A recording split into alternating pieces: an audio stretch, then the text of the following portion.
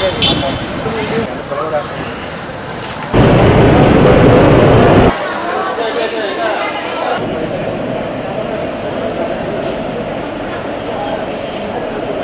Charge sheet ఇవన్నీ పెట్టినప్పుడు కోర్టుకి సమర్పిస్తాము.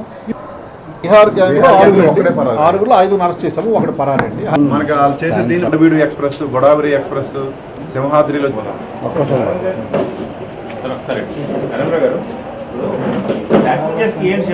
జనరల్గా ఏమవుతుందంటే బ్రదర్స్ మీరు అది కొద్దిగా కమ్యూనికేట్ చేయండి.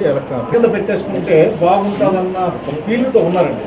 అంటే ఇంట్లో వేసుకుని దాన్ని జాగ్రత్తగా చీరని రికవరీ నేను దొరికిన వాళ్ళ దగ్గర నుంచి వచ్చింది సార్. అవునండి. ఆ తర్వాత మొన్న 22వ తారీఖున రీసెంట్గా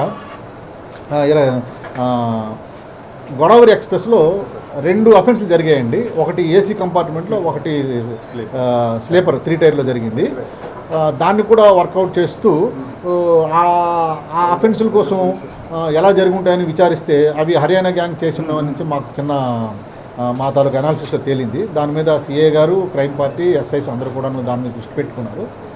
దానికి అనుగుణంగా నిన్నేమో మధ్యాహ్నం 2 గంటలకి దక్షిణ ఎక్స్ప్రెస్లో కొంతమంది నేరస్తులు వస్తున్నారన్న చిన్న సమాచారం బట్టి దాని మీద ఎస్ఐ గారు, సిఏ గారు, ఎస్ఐతో క్రైమ్ పార్టీని అలర్ట్ చేసి వాళ్ళు పట్టుకున్నారు.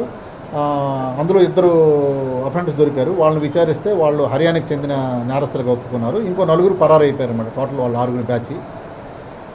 వాళ్ళ దగ్గర ఉండే ప్రాపర్టీ అంతా కూడా మనం సెర్చ్ చేసి చూస్తే సుమారు 11 కేసులు అండి. ఈ 11 కేసుల్లో విశాఖపట్నం మనకి సంబంధించి 4 కేసులు, విజయనగరం 1 కేసు, భీమవరంకి సంబంధించి 2 కేసులు, గుంటూరుకు సంబంధించి 1 కేసు, విజయవాడకు సంబంధించి 1 కేసు, నెల్లూరుకి సంబంధించి 2 కేసులు, ఒకటి గూడూరు, చీరాల.